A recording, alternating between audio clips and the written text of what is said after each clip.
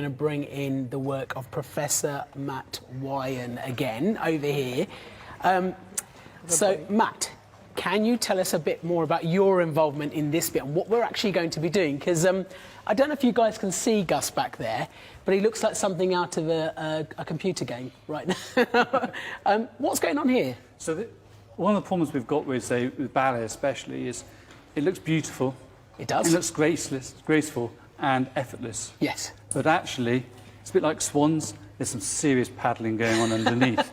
But they're not allowed to show that. Like in sport, we can show that effort, we can show the grunting and the pain and everything, but this is not allowed to. No.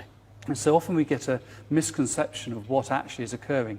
This will tell us what's occurring. Okay. So we've got two sort of areas. So we've got on the big screen here, we've got, if you give yourselves a little wave, Gus, you see. So that's a computer representation of what Gus is doing. And we can look at accelerations, ranges of motion his body's going through, everything that he's doing. Yeah. And then on top of that, so that's the sort of the biomechanical. Move us around a bit, Gus, and show us. Go on, give us a little twirl. There we go. So Gus wouldn't normally be wearing this for a performance, it's just for us today. That is fantastic. So that tracks his movement. Yes. And what's this that lovely thing there, that elegant piece of equipment, is measuring his expired gas end of the day. So how hard it is, heart rate. So on the other screen we've got is heart rate, oxygen consumption, O2 and CO2. So again, we're looking at exactly so that's measuring his respiratory gases. Just show us again what you've got underneath there, Gus. Gosh, that is a lot of equipment, isn't it? Right. It only weighs a kilo. Is the nice thing. So it's very light. Yeah. And allows us for the first time really to get an idea of what's occurring in an environment like this. Guys, I really want to see what happens here.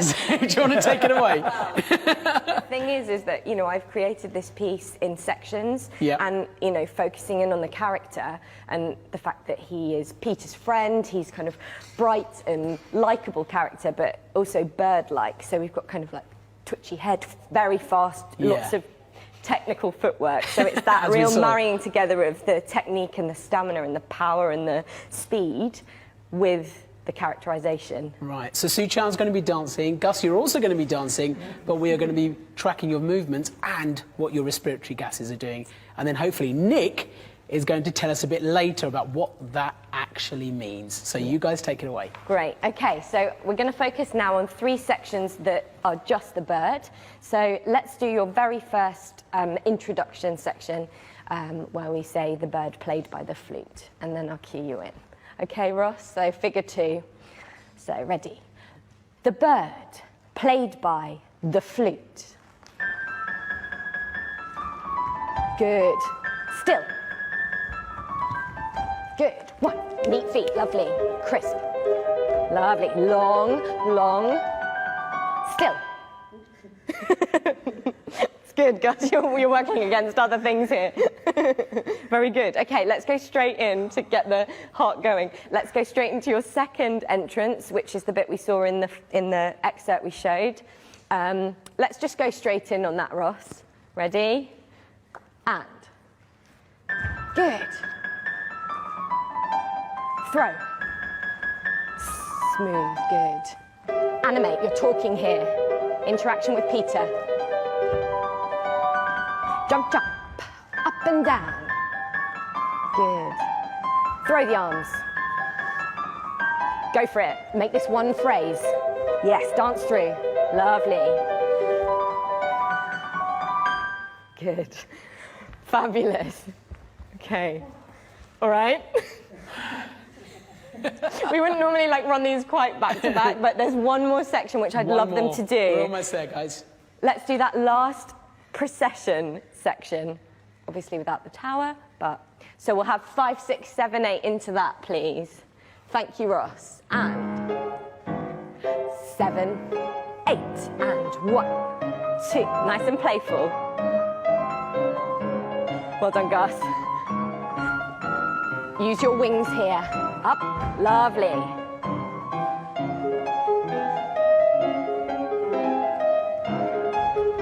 And travel. 2, 3, 4. Round. And off. Off.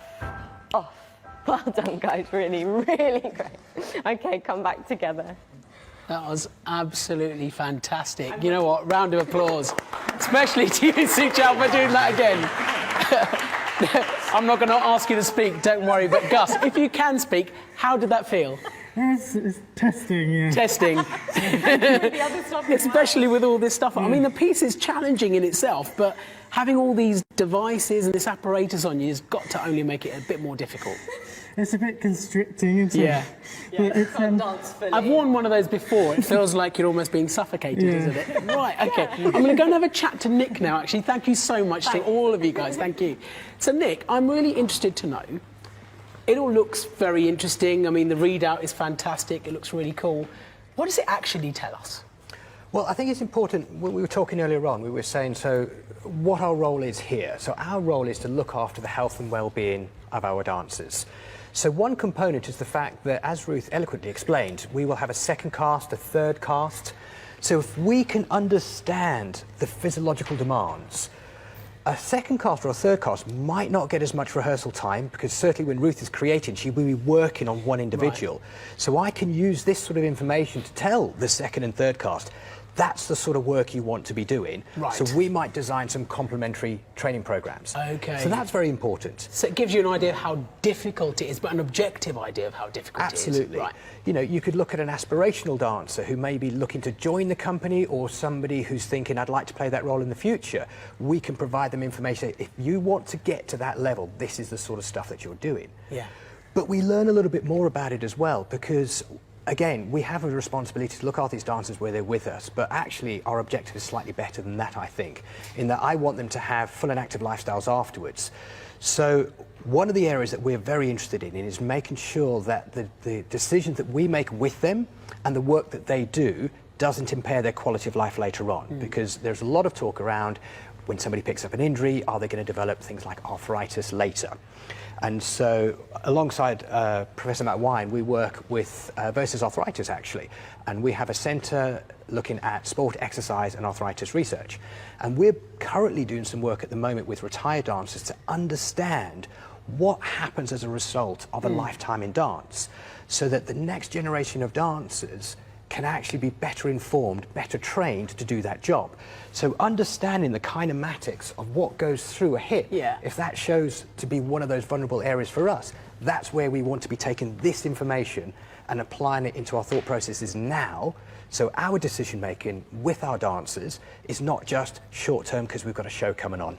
We want them for careers, and we want them to have an active life forever. So everyone always assumes that dancers, they're all really, really fit, they're really, really athletic. Gosh, they must be really healthy, they're never going to have a problem. But that's not quite the case, is it? I think our dancers are as competitive as any other athlete you're going to come across, and so they're going to be pushing their bodies to that physiological limit. More than the average person like me, obviously. We've been able to demonstrate. More than going out on a Friday night. And just letting it go. No, absolutely. And so when you push yourself to that physiological demand, you know, that's where you really, and there is a very small percentage. When we talk about elite level athletes and elite level dancers, we're talking about the real pinnacle of those guys. And yes, they are challenging their bodies, and they only really know where that limit is, usually when they break. And so our job is to try to ensure that, one, they don't break before they should do, so they're as conditioned as we can get them for what they're doing. And you've seen so much specificity today. They have to do so many different things that has to be quite diverse in how we train them. And then ensuring that when they do break, we're around to make the right decisions to support them, to get them through those injuries with a rehabilitation process. Listen, I'm really lucky. We've got a wonderful facility downstairs where we look after our dancers with an incredible team around me that allows us to support the dancers in doing what they do, which certainly I couldn't do, and I know you did, but certainly not me.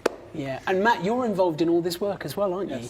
And how long have you been doing this for? Golly. You're going to give away your age now. Yeah, about working with dancers here and another place for about 30 years now. 30 years? Yes. So your job is actually a physiologist? Yes. Is that right? Yes. For the people at home, what does that mean? A sports scientist. So we're taking that whole idea of, like we see in sport, what is competition, and then how do we get better? So we're just applying those same principles under exercise science, like exercise medicine, applying it to dance. And what Nick says was so lovely is it's a different goal.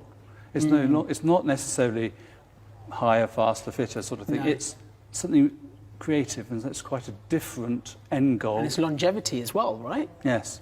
It's how do we make, Nick said, get them at the best for as long as possible without breaking them down, and understanding what's going on.